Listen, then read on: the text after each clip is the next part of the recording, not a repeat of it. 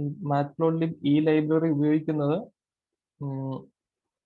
നമുക്ക് കുറച്ച് ഡേറ്റ ഉണ്ടെങ്കിൽ അതിനെ വിഷ്വലൈസ് ചെയ്യാനാണ്. വിഷ്വലൈസ് ചെയ്യാന്ന് പറഞ്ഞാൽ ആ ഡേറ്റ ഉപയോഗിച്ച് ഗ്രാഫ് ഉണ്ടാക്കാനും പൈ ചാർട്ട്, ബാർ ഡയഗ്രം അങ്ങനെയുള്ള വിഷ്വലായിട്ടുള്ള ഇമേജസ് ഉണ്ടാക്കി ആ ഡേറ്റയെ കുറച്ചുകൂടെ നല്ലതായിട്ട് റെപ്രസെന്റ് ചെയ്യാൻ വേണ്ടിയാണ് നമ്മൾ ഇത് ഉപയോഗിക്കുന്നത്. അപ്പൊ ഇതൊരു ലൈബ്രറിയാണ്. ഈ മാറ്റ്പ്ലോട്ലിബില് പൈപ്ലോട്ട് എന്നുള്ള ഒരു മൊഡ്യൂള്, ആ മൊഡ്യൂളാണ് നമ്മൾ കൂടുതലായിട്ട് ഉപയോഗിക്കുന്നത്, പ്ലോട്ടിങ്ങിന് ഉപയോഗിക്കുന്നത്. അപ്പോൾ പറഞ്ഞു ഈ മാറ്റ്പ്ലോട്ലിബ് ഡേറ്റയെ വിഷ്വലൈസ് ചെയ്യാൻ വേണ്ടിയാണ് ഉപയോഗിക്കുന്നത്. അപ്പൊ എന്തിനാണ് ഇത് ഡേറ്റയെ വിഷ്വലൈസ് ചെയ്യുന്നത്? നമുക്ക് കുറച്ച് ഡേറ്റ ഉണ്ട്. ഡേറ്റ എന്തിനാണ് വിഷ്വലൈസ് ചെയ്യുന്നത്? അപ്പോൾ അതാണ് താഴെ ഒരു ടേബിൾ കൊടുത്തിട്ടുണ്ട്. ഇത് കോവിഡിന്റെ total cases, new cases, total death, active cases, ഈ രാജ്യങ്ങളിലെ ടോട്ടൽ പോപ്പുലേഷൻസ് ആണ് കൊടുത്തിരിക്കുന്നത്. അപ്പോൾ ഇങ്ങനെ ഇതാണ് റോ ആയിട്ട് ഡേറ്റ എന്ന് പറയുന്നത്. ഈ ഡേറ്റ നോക്കിക്കഴിഞ്ഞാൽ ഇതിലെല്ലാം ഉണ്ട്. എല്ലാ ഡീറ്റെയിൽസും നമുക്ക് ഈ ഡേറ്റയിൽ നിന്ന് നോക്കി മനസ്സിലാക്കാം. പക്ഷേ ഇതിൽ നോക്കി നമുക്ക് ആവശ്യമുള്ള കാര്യങ്ങൾ മനസ്സിലാക്കാൻ കുറച്ച് ബുദ്ധിമുട്ടാണ്. എന്തുകൊണ്ടാണെന്നാൽ നമ്മൾ ഈ നമ്പേഴ്സ് നോക്കി കാര്യങ്ങൾ മനസ്സിലാക്കാൻ ഹ്യൂമൻസിന് പൊതുവെ കുറച്ച് ബുദ്ധിമുട്ടാണ്. അത് എന്തുകൊണ്ടാണെന്നാൽ നമ്മുടെ എവല്യൂഷൻ, നമ്മൾ ഇവോൾവ് ചെയ്ത് വരുന്നത് നമ്പേഴ്സ് നോക്കി എന്തെങ്കിലും കൂടുതൽ കാര്യങ്ങൾ മനസ്സിലാക്കുമ്പോൾ നമുക്ക് എവല്യൂഷൻ അത് സപ്പോർട്ട് ചെയ്യുന്നില്ല. നമുക്ക് പെട്ടെന്ന് എന്തെങ്കിലും ഇപ്പൊ ഒരു കളർഫുൾ ആയിട്ടുള്ള എന്തൊരു സാധനം കാണും, ഇപ്പൊ ഒരു കളറുള്ള ഒരു പഴം കാണുകയാണെങ്കിൽ അത് പെട്ടെന്ന് മനസ്സിലാക്കിയാൽ നമ്മുടെ എവല്യൂഷനെ സഹായിക്കും. അതായത് ഇപ്പൊ നല്ലൊരു പഴം പെട്ടെന്ന് ഐഡന്റിഫൈ ചെയ്ത് കഴിഞ്ഞാൽ കൂടുതൽ ഭക്ഷണം കഴിക്കാനും കൂടുതൽ നമ്മുടെ സർവൈവലിന് എളുപ്പമാണ്. അല്ലാതെ നമ്മൾ കുറച്ച് നമ്പർ എവിടെയെങ്കിലും എഴുതി വെക്കുന്നത് കണ്ടത് നോക്കിയിട്ട് പെട്ടെന്ന് എന്തെങ്കിലും മനസ്സിലാക്കി അങ്ങനെ സർവൈവ് ചെയ്യേണ്ട ഒരു അവസരം എവല്യൂഷനിൽ വന്നിട്ടില്ല. അതുകൊണ്ടാണ് ഈ നമ്പേഴ്സ്, മാത്തമാറ്റിക്സ്, സയൻസ് ഇങ്ങനെയുള്ള കാര്യങ്ങൾ ഡിഫിക്കൽട്ട് ആവുന്നത്. ഇത്തരം കാര്യങ്ങൾ നാച്ചുറലായിട്ട് എവല്യൂഷനെ സപ്പോർട്ട് ചെയ്യുന്നില്ല. അപ്പോൾ ഇത് ഡിഫിക്കൽട്ടാണ്. ഈ നമ്പേഴ്സ് നോക്കി പെട്ടെന്ന് കാര്യങ്ങൾ മനസ്സിലാക്കാൻ ഡിഫിക്കൽട്ടാണ്. അപ്പോൾ നമ്മൾ എന്ത് ചെയ്യും? ഇതിനെ നമുക്ക് പെട്ടെന്ന് മനസ്സിലാക്കാവുന്ന രീതിയിലേക്ക് കൺവേർട്ട് ചെയ്യും. ഒരു പിക്ചർ ഫോമിലേക്കോ ഒരു ഇമേജ് ഫോമിലേക്കോ കൺവേർട്ട് ചെയ്ത് കഴിഞ്ഞാൽ അതിൽ നിന്ന് പെട്ടെന്ന് നമുക്ക് ആ ഒരു ട്രെൻഡും ഈ ഡേറ്റയിൽ എന്തെങ്കിലും പാറ്റേൺ ഉണ്ടെങ്കിലോ ഒക്കെ നമുക്ക് ഐഡന്റിഫൈ ചെയ്യാൻ പറ്റും. അതാണ് ഈ ഡേറ്റയെ വിഷ്വലൈസ് ചെയ്യുന്നതിന്റെ ഇമ്പോർട്ടൻസ്. നമുക്ക് പെട്ടെന്ന് അതൊരു ഇൻസൈറ്റ് ഉണ്ടാക്കി എടുക്കാൻ പറ്റും. ഒരു റോ ഡേറ്റ നോക്കുന്നതിനെക്കാട്ടിലും ആ ഡേറ്റ കൊണ്ട് എന്താണ് ഉദ്ദേശിക്കുന്നതെന്ന് നമുക്ക് മനസ്സിലാക്കാൻ പറ്റും. അതിന്റെ ഒരു എക്സാമ്പിൾ ആണ് ഇവിടെ ഒരു ടേബിൾ ആയിട്ട് നമ്മൾ റോ ഡേറ്റ കൊടുത്തിട്ടുണ്ട്. അത് ഇപ്പോഴുള്ള കോവിഡ് കേസസിന്റെ ഒരു ടേബിൾ ആണ്. അപ്പൊ ഇത് നോക്കിക്കഴിഞ്ഞാൽ നമ്മൾ കുറച്ച് ശ്രദ്ധിച്ച് നോക്കിയാൽ, കുറച്ച് ക്ഷമയോടെയൊക്കെ നോക്കുകയാണെങ്കിൽ എല്ലാ കാര്യങ്ങളും മനസ്സിലാവും. പക്ഷെ അത് കുറച്ച് ഡിഫിക്കൽട്ട് ആണ്. ഇപ്പം ആദ്യത്തെ തന്നെ ടോട്ടൽ കേസസ്, ന്യൂ കേസസ് കൊടുത്തിട്ടുണ്ട്. ഒരു ദിവസത്തെ ന്യൂ കേസസ് ആണ്. അപ്പോൾ ഈ ടോട്ടൽ കേസസിന്റെ എത്ര പെർസെന്റേജ് ആണ് ന്യൂ കേസസ് എന്ന് നമുക്ക് പെട്ടെന്ന് നോക്കിയാൽ മനസ്സിലാവില്ല. ടോട്ടൽ കേസസിനെ അപേക്ഷിച്ചിട്ട് ന്യൂ കേസസ് കൂടുതലാണോ, ഇപ്പൊ കൂടുതലാണോ കുറവാണോ എന്ന് അറിയാൻ പറ്റത്തില്ല. ഇപ്പൊ തൊട്ട് മുന്നേ ഉള്ള ദിവസങ്ങളിലേക്കാൾ കൂടുതലാണോ ഇപ്പോൾ ഉള്ള കേസസ്, ഇങ്ങനെയുള്ള കാര്യങ്ങൾ ഇത് വെച്ച് നമുക്ക് കണ്ടുപിടിക്കാം. അതൊരു കാൽക്കുലേറ്റർ എടുത്ത് കാൽക്കുലേറ്റ് ചെയ്യണം. അതിനേക്കാൾ എളുപ്പത്തിൽ നമുക്കൊരു ഇതൊരു വിഷ്വൽ ഇമേജ് ആക്കി മാറ്റി കഴിഞ്ഞാൽ കുറച്ചുകൂടെ ഈ ഡേറ്റയിൽ നിന്ന് കുറച്ച് ഇൻസൈറ്റ് കിട്ടും. അപ്പോൾ ഈ റോ ഡേറ്റയെ ഒരു വിഷ്വൽ ഡേറ്റ ആയിട്ട് കൺവേർട്ട് ചെയ്തിരിക്കുന്നതാണ് അടുത്തത് കാണിക്കുന്നത്. ഒരു ഗ്രാഫായിട്ട് അത് കൺവേർട്ട് ചെയ്തിട്ടുണ്ട്. Cumulative number of cases 10,000 cases കടന്നു കഴിഞ്ഞപ്പോൾ ഉള്ള പല രാജ്യങ്ങളിലെ കേസസ് എങ്ങനെ ഗ്രോ ചെയ്തു എന്നുള്ള ഗ്രാഫാണ് കൊടുത്തിരിക്കുന്നത്. തൊട്ട് മുന്നേയുള്ള ഡേറ്റ വെച്ച് തന്നെയാണ് വരച്ചിരിക്കുന്നത്. അത് കുറച്ച്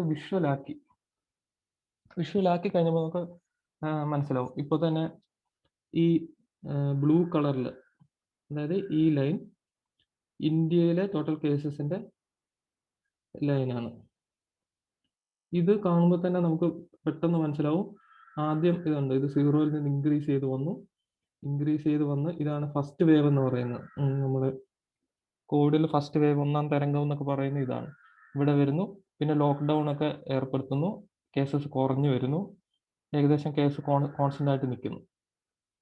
അപ്പോഴാണ് മ്യൂട്ടേഷൻ വൈറസിൽ മ്യൂട്ടേഷൻ സംഭവിക്കുന്നത് ഡെൽറ്റ വേരിയന്റ് എന്ന് പറഞ്ഞ് ഇന്ത്യയിൽ ഒരു പുതിയ മ്യൂട്ടേഷൻ സംഭവിക്കുന്നു, ലോക്ക്ഡൗൺ ഒക്കെ പിൻവലിക്കുന്നു, കേസസ് കൂടുന്നു, പെട്ടെന്ന് കൂടുന്നു. അതായത് ഫസ്റ്റ് വേവിനെക്കാട്ടിലും കൂടുതലാണ്, നമ്പർ ഓഫ് കേസസ് കൂടുതലാണ് ഇത്. അപ്പോൾ ഈ ഒരു വിഷ്വൽ ഡേറ്റയിൽ നോക്കിക്കഴിഞ്ഞാൽ നമുക്ക് ഈ റോ ഡേറ്റയിൽ നോക്കുന്നതിനേക്കാളും കൂടുതൽ ഇൻസൈറ്റ് കിട്ടും.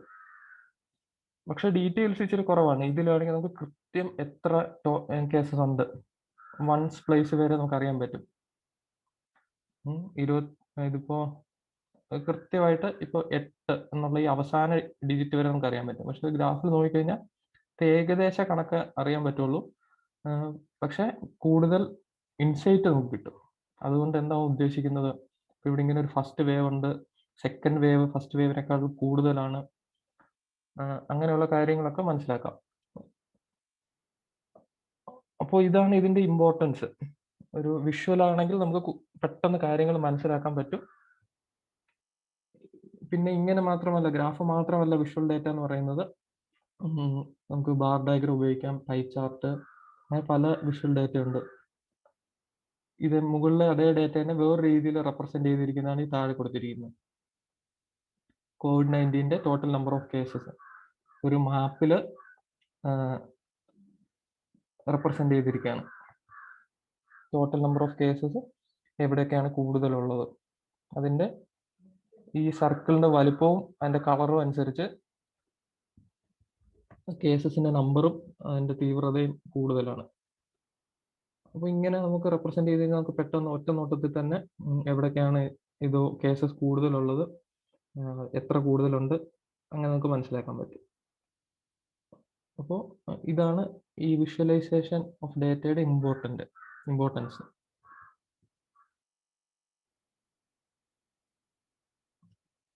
ഓക്കെ, ഇനി നമ്മൾ ഇതിൽ പഠിക്കുന്നത് മാറ്റ്പ്ലോട്ലിബിൽ നമുക്ക് കുറച്ച് ഡേറ്റ കിട്ടിക്കഴിഞ്ഞാൽ അതിനെ എങ്ങനെ വിഷ്വലൈസ് ചെയ്യാം. അപ്പോൾ നമ്മൾ ഇത്ര ഡീറ്റെയിൽ ആയിട്ട് ഒന്നും പഠിക്കില്ല, അതിന്റെ ബേസിക്സ് ആണ് പഠിക്കുന്നത്. അതായത് ഒരു ഗ്രാഫ് വിഷ്വലൈസേഷൻ എന്ന് പറയുമ്പോൾ ബേസിക് ആയിട്ടുള്ളത് ഗ്രാഫാണ്. ഒരു ഗ്രാഫ് രണ്ട് അറേ തന്നു കഴിഞ്ഞാൽ ഡേറ്റ, അതാണ് ഡേറ്റ. ആ ഡേറ്റ വെച്ചിട്ട് എങ്ങനെ ഒരു ഗ്രാഫ് വരയ്ക്കാം, ഒരു ഗ്രാഫിൽ തന്നെ എങ്ങനെ പല ഗ്രാഫ്സ് വരയ്ക്കാം, ഒരു ഫിഗറിൽ തന്നെ എങ്ങനെ പല ഗ്രാഫ്സ് വരയ്ക്കാം, പിന്നെ ഒരു ബാർ ഡയഗ്രാം എങ്ങനെ വരയ്ക്കാം, ഒരു പൈ ചാർട്ട് എങ്ങനെ വരയ്ക്കാം, അങ്ങനെയുള്ള കാര്യങ്ങളാണ് നമ്മൾ ഇതിൽ പഠിക്കുന്നത്, ഈ ലൈബ്രറിയിൽ പഠിക്കുന്നത്. ഇനി അതെങ്ങനെയാണെന്ന് നോക്കാം. ഇനി ഡേറ്റ എങ്ങനെ വിഷ്വലൈസ് ചെയ്യാം, അതിൽ ഗ്രാഫ്സ് ഉണ്ട്, പൈ ചാർട്ട്സ് ഉണ്ട്, ബാർ ഡയഗ്രാം, ഇങ്ങനെ പലതും ഉണ്ട്. അതാണ് നമ്മൾ ഇനി ഓരോന്നായിട്ട് പഠിക്കുന്നത്. അപ്പോൾ ആദ്യത്തേത് ഇതാണ് ഗ്രാഫ്.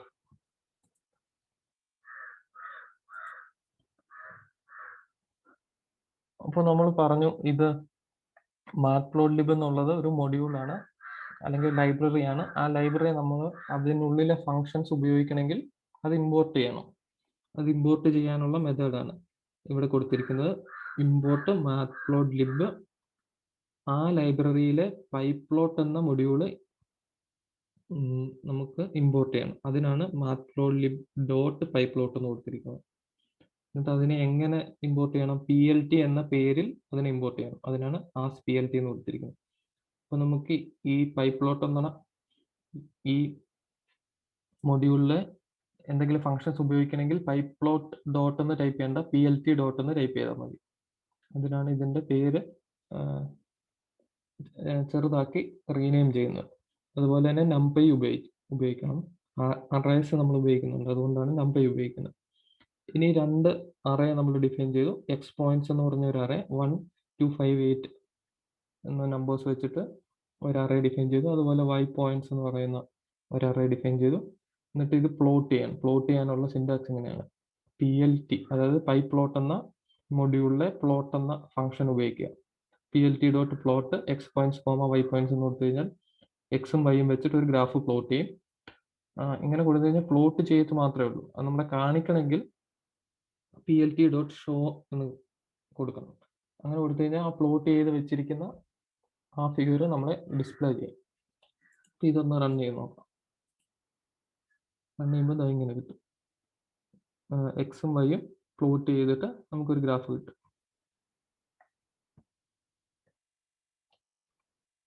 ഇതിപ്പോൾ ലൈനായിട്ടാണ് പ്ലോട്ട് ചെയ്തത്. അതായത് നമ്മളിവിടെ പോയിന്റ്സ് ആണ് കൊടുത്തത്. ആ പോയിന്റ്സിനെ എല്ലാം കണക്ട് ചെയ്ത് ഒരു ലൈനാണ് കിട്ടിയത്. നമുക്ക് ഈ ലൈൻ വേണ്ട, ഒരു പോയിന്റ്സ് മാത്രം മതിയെങ്കിൽ അങ്ങനെയും ചെയ്യാം. ലൈൻ ഇല്ലാതെ മാർക്കർ മാത്രം വെച്ചിട്ട്, അതായത് ആ പോയിന്റ്സ് മാത്രം പ്ലോട്ട് ചെയ്യാൻ പറ്റും. അതിന് ഇങ്ങനെ കൊടുത്താൽ മതി. ഇവിടെ ഒരു ചെറിയ വ്യത്യാസം, plt dot plot x points comma y points എന്ന് കൊടുക്കാം. എന്നിട്ട് ഇൻവേർട്ടഡ് കോമയ്ക്കകത്ത് O എന്ന് കൊടുക്കാം. O എന്ന് വെച്ചാൽ ഒരു ഡോട്ട്, ഒരു സർക്കിൾ ആയിരിക്കും ഇവിടെ വരിക. ഓരോ പോയിന്റിനും അവിടെ ഒരു സർക്കിൾ രേഖപ്പെടുത്തും. ലൈനിന് പകരം ഇങ്ങനെ ആ പോയിന്റ്സ് മാത്രം നമുക്ക് കിട്ടും. ആ പോയിന്റ്സ് മാത്രം കിട്ടാനാണ് ഇവിടെ ഇൻവേർട്ടഡ് കോമയ്ക്കുള്ളിൽ O എന്ന് കൊടുക്കുന്നത്. ഇനി നമ്മൾ എക്സ് പോയിന്റ്സ് കൊടുത്തില്ലെന്ന് വിചാരിക്കുക. അത് y മാത്രമേ കൊടുത്തിട്ടുള്ളെങ്കിൽ ഡിഫോൾട്ടായിട്ട് y മാത്രം കൊടുത്തു. എന്നിട്ട് plt dot plot y points എന്ന് കൊടുത്തു കഴിഞ്ഞാൽ ഡിഫോൾട്ടായിട്ട് ഒരു എക്സ് പോയിന്റ്സ് എടുക്കും. അത് 1 2 3 4 എന്നായിരിക്കും എക്സ് പോയിന്റ്സ് എടുക്കുക. അപ്പോൾ എക്സ് പോയിന്റ്സ് കൊടുത്തില്ലെങ്കിൽ നമുക്ക് ഗ്രാഫ് കിട്ടും. നമുക്ക് ഡിഫോൾട്ടായിട്ട് എക്സ് പോയിന്റ്സ് സെറ്റ് ചെയ്ത് വെക്കും. ഡിഫോൾട്ടായിട്ടുള്ളത് എക്സ് പോയിന്റ്സ് കൊടുത്തില്ലെങ്കിൽ എക്സ് പോയിന്റ്സ് 1 2 3 4 5 എന്ന് എടുക്കും. 0 തുടങ്ങും, 0 1 2 3 4 5 അങ്ങനെ എടുക്കും. ഇതാണ് ബേസിക് ആയിട്ട് എങ്ങനെ ഒരു ഗ്രാഫ് പ്ലോട്ട് ചെയ്യാന്നുള്ളത്. പ്ലോട്ട് ചെയ്യേണ്ട ഡേറ്റ അറേ ആയിട്ട് ഡിഫൈൻ ചെയ്യണം. അത് നമ്മൾ NumPyയിൽ പഠിച്ചായിരുന്നു, എങ്ങനെ ഒരു അറേ ക്രിയേറ്റ് ചെയ്യാം. ഇവിടെ ഒരു ലിസ്റ്റിൽ നിന്നാണ് അറേ ക്രിയേറ്റ് ചെയ്തിരിക്കുന്നത്. എന്നിട്ട് പ്ലോട്ട് ചെയ്യാൻ plt ഡോട്ട് പ്ലോട്ട് ഏത് അറേ വേഴ്സസ് ഏത് അറേ ആണോ ചെയ്യേണ്ടത് ആ അറേയുടെ നെയിംസ് കോമ ഇട്ട് കൊടുക്കുക. അപ്പോൾ പ്ലോട്ട് ചെയ്യും. ഇനി അത് ഡിസ്പ്ലേ ചെയ്യണമെങ്കിൽ plt ഡോട്ട് ഷോ എന്ന് കൊടുക്കണം. ഓക്കെ, ഇനി ഇതിന്റെ ഡീറ്റെയിൽസ് ആണ്. എങ്ങനെ ഈ ലൈനിന്റെ കളർ എങ്ങനെ മാറ്റാം, ഇതിന്റെ തിക്നെസ് എങ്ങനെ മാറ്റാം, ഈ എക്സ് ആക്സിസും വൈ ആക്സിസും എഴുതണ്ടേ നമുക്കിവിടെ. എക്സ് ആക്സിസ് എന്താണ്, വൈ ആക്സിസ് എന്താണെന്ന് എഴുതണം, ഈ ഗ്രാഫിന് ടൈറ്റിൽ കൊടുക്കണം, അങ്ങനെയുള്ള കാര്യങ്ങളാണ് ഇനി പറയുന്നത്. ഇനി മാർക്കർ ഇവിടെ നമ്മൾ സർക്കിൾ ഉപയോഗിച്ച പോലെ O എന്ന് കൊടുത്തു കഴിഞ്ഞപ്പോൾ നമുക്കിങ്ങനെ ഡോട്ടായിട്ട് കിട്ടി. അത് നമുക്ക് മാറ്റാം. മാർക്കർ ഈക്വൽ ടു സ്റ്റാർ എന്ന് കൊടുത്തു കഴിഞ്ഞാൽ നമുക്ക് ആ സർക്കിളിന് പകരം സ്റ്റാർ ആയിരിക്കും കിട്ടുക. ഇവിടെ സ്റ്റാർ, ആ പോയിന്റിൽ സ്റ്റാർ കിട്ടും, ലൈനും ഉണ്ടാവും. ഈ 3 കാര്യങ്ങൾ നമുക്ക് കൊടുക്കാൻ ഉള്ള ഒരു മെത്തേഡാണ് ഇത്. നെക്സ്റ്റ് പ്രോഗ്രാമിൽ കൊടുത്തിരിക്കുന്നത് നമുക്ക് മാർക്കർ ചേഞ്ച് ചെയ്യാം, ഈ ലൈൻ ചേഞ്ച് ചെയ്യാം, ലൈനിന്റെ കളർ, ലൈൻ എങ്ങനെ വേണം. ഇതിപ്പം ഒരു സിംഗിൾ ലൈനാണ്, ഇത് ഡോട്ടഡ് ലൈൻ വേണോ, ഇങ്ങനെ ഡാഷ്ഡ് ലൈൻ വേണോ, അങ്ങനെ എങ്ങനത്തെ ലൈൻ വേണോ എന്ന് കൊടുക്കാം. ഇതിന്റെ കളറും നമുക്ക് ചേഞ്ച് ചെയ്യാം.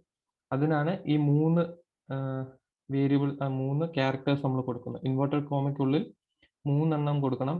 അതിൽ ആദ്യത്തേത് മാർക്കർ, ഏത് ടൈപ്പ് മാർക്കർ ആണെന്നുള്ളതും, രണ്ടാമത്തേത് ഏത് ടൈപ്പ് ലൈൻ ആണെന്നുള്ളതും, മൂന്നാമത്തെ ക്യാരക്ടർ ഏത് കളർ ആണെന്നുള്ളതുമാണ്.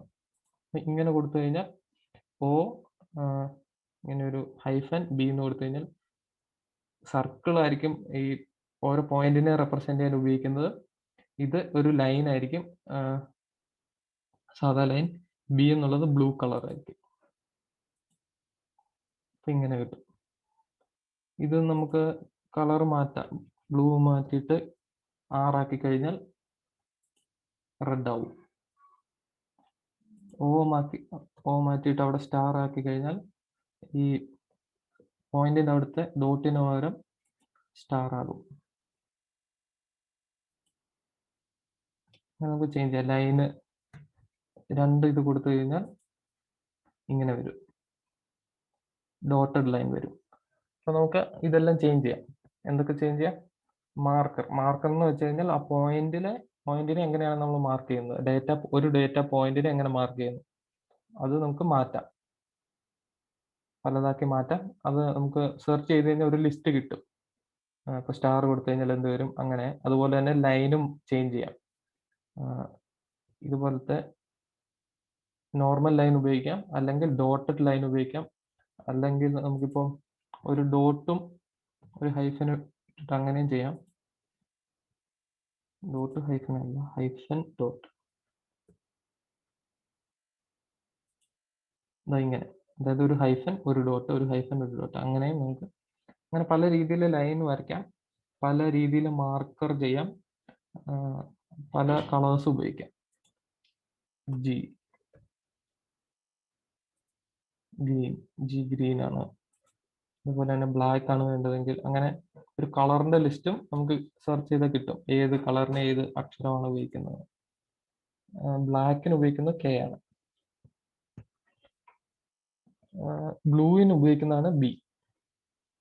അപ്പൊ അങ്ങനെയുള്ള കാര്യങ്ങൾ നമുക്ക് ജസ്റ്റ് ഒന്ന് അറിഞ്ഞിരിക്കാം. എന്തൊക്കെ ചേഞ്ച് ചെയ്യാം ഒരു ഗ്രാഫിൽ? മാർക്കർ ചേഞ്ച് ചെയ്യാം, അതുപോലെ തന്നെ ഏത് ടൈപ്പ് ലൈൻ വേണമെന്നുള്ളത് ചേഞ്ച് ചെയ്യാം, ഇതിന്റെ കളേഴ്സ് ചേഞ്ച് ചെയ്യാം. അതുപോലെ ഇനി നമുക്ക് ഈ മാർക്കറിന്റെ സൈസ്, ഇവിടെ ഇപ്പൊ സ്റ്റാർ ശരിക്കും കാണുന്നില്ല. സ്റ്റാർ കുറച്ചുകൂടെ അതിന്റെ സൈസ് കൂട്ടണമെങ്കിൽ ഇവിടെ മാർക്കർ സൈസ് അല്ലെങ്കിൽ അതിന്റെ ഷോർട്ട് ഫോമിൽ എം എസ് ഈക്വൽ ടു ഒരു വാല്യൂ കൊടുത്തു കഴിഞ്ഞാൽ അത് ചേഞ്ച് ആവും മാർക്കറിന്റെ സൈസ്. കണ്ടോ, സ്റ്റാർ വലിയ സ്റ്റാർസ് ആയി. ഇവിടെ 20 എന്നുള്ളത് ചേഞ്ച് ചെയ്ത് ഇപ്പോൾ 5 ആണെങ്കിൽ അതിനനുസരിച്ച് അത് ചേഞ്ച് ആവും.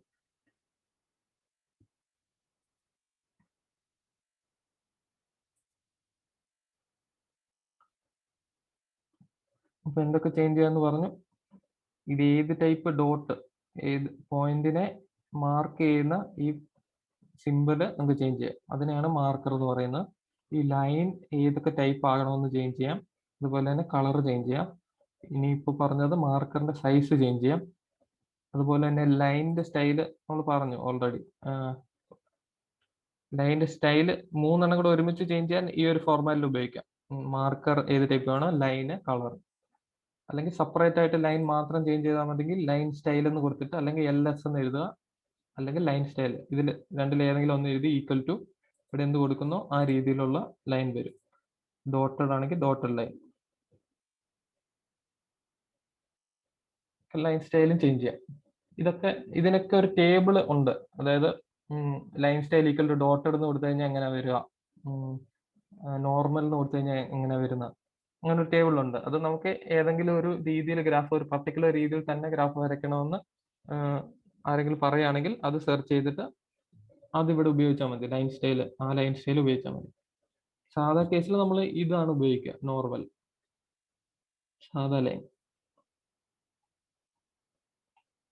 ലൈൻ സ്റ്റൈൽ ചേഞ്ച് ചെയ്യാം. അതുപോലെ തന്നെ ഇത് വേറൊരു ലൈൻ സ്റ്റൈലാണ്, ഡോട്ടഡ് ഹൈഫൻ ഡോട്ട്. ലൈനിന്റെ കളർ മാത്രമായിട്ട് ചേഞ്ച് ചെയ്യാം. ലൈനിന്റെ കളറ്, ലൈൻ വിഡ്ത്ത് ചേഞ്ച് ചെയ്യാം. ലൈൻ കളറിന്റെ ആണെങ്കിൽ നമ്മൾ കളർ ഈക്വൽ ടു ഏത് ഇത് കൊടുക്കുന്നു ആ കളറിലായിരിക്കും ലൈൻ പ്രിന്റ് ചെയ്യാം. അതുപോലെ ലൈൻ വിഡ്ത്തിന് ഒന്നെങ്കിൽ LS,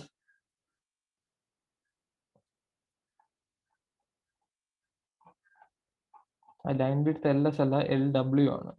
ഇത് ടൈപ്പ് ചെയ്തപ്പം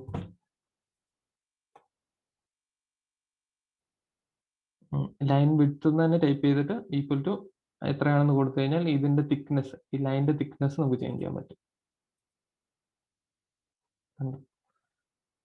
അപ്പൊ ഇതാണ് ബേസിക് ആയിട്ടുള്ള ഗ്രാഫ് വരയ്ക്കുന്നത് എങ്ങനെയാണെന്നുള്ളത്. എന്തൊക്കെ ചേഞ്ച് ചെയ്യാം? ഈ പോയിന്റിനെ റെപ്രസെന്റ് ചെയ്യുന്ന ഈ സിമ്പിൾ നമുക്ക് ചേഞ്ച് ചെയ്യാം. ഈ ലൈനിന്റെ ടൈപ്പ് നമുക്ക് ചേഞ്ച് ചെയ്യാം. ലൈനിന്റെ കളറ്, മൊത്തത്തിൽ കളർ ചേഞ്ച് ചെയ്യാം. പിന്നെന്താ, ലൈനിന്റെ തിക്നെസ് ചേഞ്ച് ചെയ്യാം. മാർക്കറിന്റെ സൈസ് ചേഞ്ച് ചെയ്യാം. മാർക്കർ സൈസിന് MS ആണ് ഉപയോഗിക്കുന്നത്. MS ഈക്വൽ ടു എന്ന് കൊടുത്തു കഴിഞ്ഞാൽ മാർക്കർ സൈസ് ചേഞ്ച് ചെയ്യും. LS ഈക്വൽ ടു എന്ന് കൊടുത്തിട്ട് ഏത് ടൈപ്പ് വേണമെന്ന് കൊടുക്കാം. LS ഈക്വൽ ടു ഡോട്ടഡ് എന്ന് ഇങ്ങനെ കൊടുക്കുന്നതിന് പകരം നമുക്ക് ഇങ്ങനെയും കൊടുക്കാം.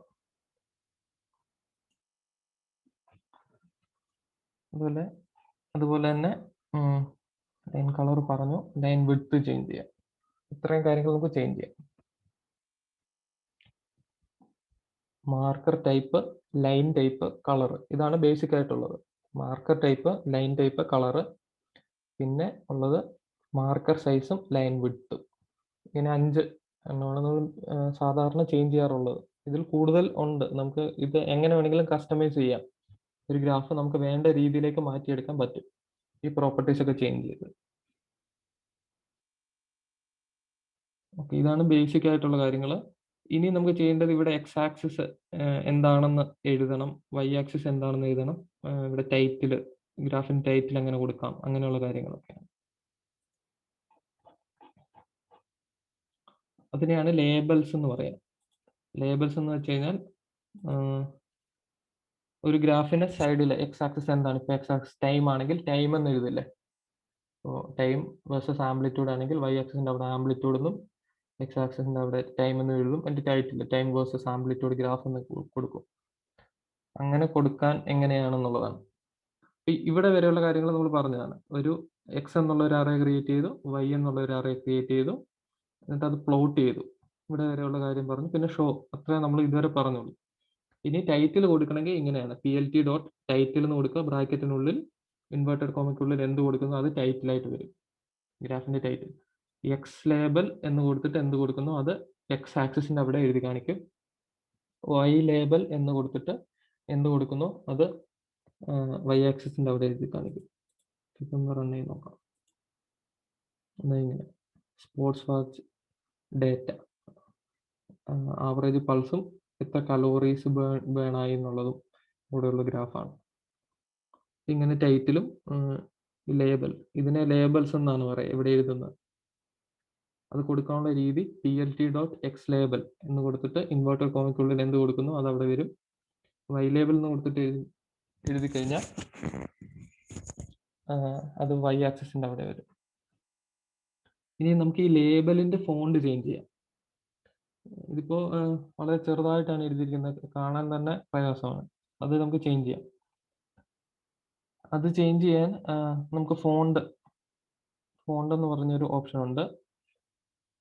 അത് നമുക്ക് പല ഫോണ്ട് ആക്കാം. ഫാമിലി, അത് ഏത് കളർ, ഏത് ഫാമിലിയിലുള്ള ഫോണ്ട് വേണം, അത് ഷെറീഫ് എന്ന് പറഞ്ഞൊരു ഫോണ്ടാണ് ഇവിടെ എടുത്തിരിക്കുന്നത്. ഏത് കളർ, എത്ര സൈസിൽ എഴുതണം, അത് നമ്മളിങ്ങനെ കൊടുക്കുക. അതൊരു ഫോണ്ട് 1 ആയിട്ട് ഡിഫൈൻ ചെയ്യുന്നു. ഇതും നമുക്ക് സെർച്ച് ചെയ്താൽ കിട്ടും. Types of font, labels font എന്ന് സെർച്ച് ചെയ്താൽ നമുക്ക് ഒരു ലിസ്റ്റ് കിട്ടും. അതെടുത്ത് ഇവിടെ കോപ്പി ചെയ്ത് വെച്ചാൽ മാത്രം മതി. ഇപ്പോൾ ഇങ്ങനെ 2 ഫോണ്ട് നമ്മൾ ഡിഫൈൻ ചെയ്യുന്നു. ഏത് ടൈപ്പിലുള്ള ഫോണ്ട് വേണം, അതായത് എഴുതുന്ന ഏത് ടൈപ്പിൽ വേണം എഴുതാൻ, അത് ഇവിടെ ഷെറീഫ് എന്നാണ് കൊടുത്തിരിക്കുന്നത്. പിന്നെ ഏത് കളറാണ് വേണ്ടത്, ബ്ലൂ, എത്ര സൈസിൽ അത് എഴുതണം അത് കൊടുക്കുന്നു. എന്നിട്ട് അതിനെ ഫോണ്ട് 1 എന്ന് ഡിഫൈൻ ചെയ്യുന്നു. അതുപോലെ ഒരു ഫോണ്ട് 2 വേറൊരു ഫോണ്ട് കൊടുത്തു. ഇതൊന്ന് ഈ എക്സ് ആക്സിസിനും വൈ ആക്സിസിനും എഴുതാനും, ഒന്ന് ടൈറ്റിലിനുമാണ്. അങ്ങനെ ഫോണ്ട് 1 ഫോണ്ട് 2 ഡിഫൈൻ ചെയ്തു. ഇനി എന്ത് ചെയ്തു, നമ്മളിവിടെ PLT ഡോട്ട് ടൈറ്റിൽ എന്ന് കൊടുത്തതിൻ്റെ അവിടെ ഫോണ്ട് ഡയറക്ടറി എന്നുള്ളതിൻ്റെ ഷോർട്ട് ഫോം ഫോണ്ട് DICT എന്ന് എഴുതിയിട്ട് ഈക്വൽ ടു ഫോണ്ട് 1, ആദ്യത്തെ ഫോണ്ട് ടൈറ്റിലിന് കൊടുക്കണം. എക്സ് ലേബലിനും വൈ ലേബലിനും രണ്ടാമത്തെ ഫോണ്ട് കൊടുക്കണം. ഇങ്ങനെയാണ് ഫോണ്ട് കൊടുക്കുന്നത്. ഫോണ്ട് ഡയറക്ടറി എന്നുള്ളതിന് ഫോണ്ട് DICT എന്ന് എഴുതുന്നു. എന്നിട്ട് ഏത് ഫോണ്ടാണോ കൊടുക്കേണ്ടത് അത് അവിടെ എഴുതുന്നു. ആ ഫോണ്ട് നമുക്ക് നേരത്തെ ഡിഫൈൻ ചെയ്യണം. ഇതില് 3 കാര്യങ്ങളാണ് നമ്മൾ കൊടുക്കേണ്ടത്. ഏത് ഫോർമാറ്റിൽ എഴുതണം, എഴുതുന്ന ഫോർമാറ്റ്, അതാണ് ഈ ഫാമിലി എന്നുള്ള രീതിയിൽ കൊടുത്തിരിക്കുന്നത്. പിന്നെ ഏത് കളറാണ് വേണ്ടത്, അത് ഇങ്ങനെ കോളൻ ഇട്ടിട്ട് ഏത് കളർ വേണമെന്ന് കൊടുക്കണം. അതുപോലെ തന്നെ സൈസ്, എത്ര സൈസ്, ഫോണ്ട് സൈസ് എത്രയാണെന്നുള്ളത് കൊടുക്കണം. ഇത് റൺ ചെയ്യുമ്പോൾ ഇങ്ങനെ കിട്ടുന്നുണ്ട്. ഫോണ്ട് 1, ടൈറ്റിലിന് ഒരു ഫോണ്ടും മറ്റേ രണ്ടും സെയിം ഫോണ്ടാണ് കൊടുത്തത്. നമുക്കിങ്ങനെ ലേബൽസിന്റെ കളറും ഫോണ്ടും ഒക്കെ ചെയ്യാം, കസ്റ്റമൈസ് ചെയ്യാം. അതുപോലെ തന്നെ നമുക്കിപ്പോൾ ഗ്രിഡ് വേണമെങ്കിൽ, ഗ്രാഫിൽ ഗ്രിഡ് വേണമെങ്കിൽ ഇത് പ്ലോട്ട് ചെയ്തിട്ട് ഒരു അഡീഷണൽ കമാൻഡ് കൂടെ കൊടുത്താൽ മതി. PLT dot grid round bracket കൊടുത്തു കഴിഞ്ഞാൽ നമുക്ക് ഗ്രിഡ് കിട്ടും. ഇങ്ങനെ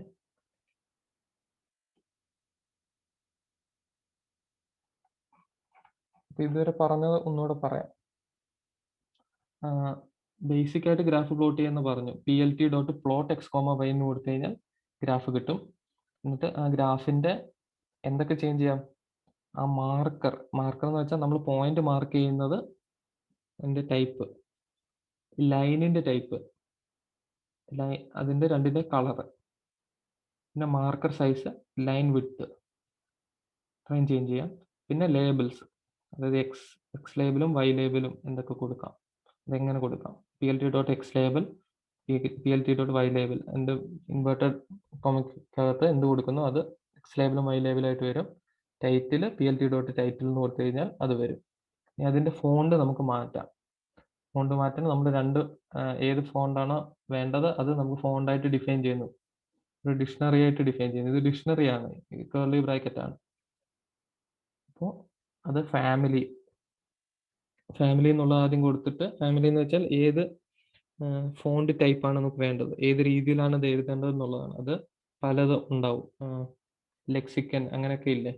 ഇപ്പം ഇവിടെ ഒരെണ്ണം ഷെറീഫ് എന്ന് പറഞ്ഞൊരു ഫോണ്ടാണ് എടുത്തിരിക്കുന്നത്. അതുപോലെ കളറും സൈസും കൊടുക്കണം. ഈ 3 കാര്യങ്ങൾ ഒരു ഫോണ്ടായിട്ട് സേവ് ചെയ്ത് വെക്കുന്നു.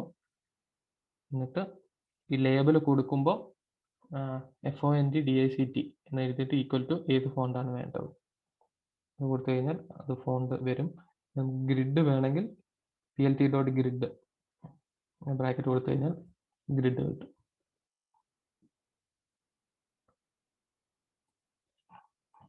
ഓക്കെ, ഇത് മനസ്സിലായോ? എന്തെങ്കിലുമൊക്കെ ചേഞ്ച് ചെയ്ത് റൺ ചെയ്ത് നോക്കണോ? ഏതെങ്കിലും ഗ്രാഫ് വരച്ച് നോക്കണോ?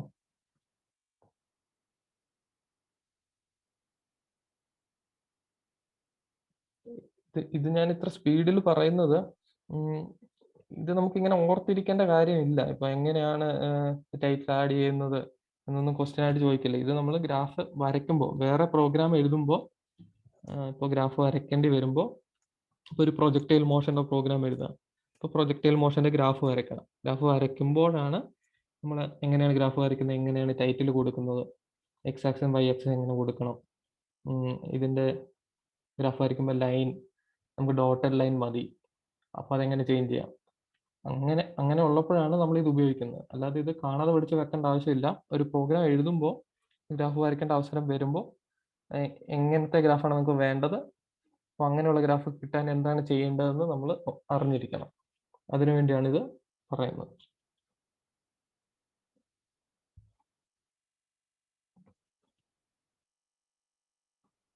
മനസ്സിലായോ? ഓക്കെ, അപ്പോൾ ഇത് ഇവിടെ ക്ലോസ് ചെയ്യാം. ഞാൻ വേറെ ലിങ്ക് അയച്ചു തരാം.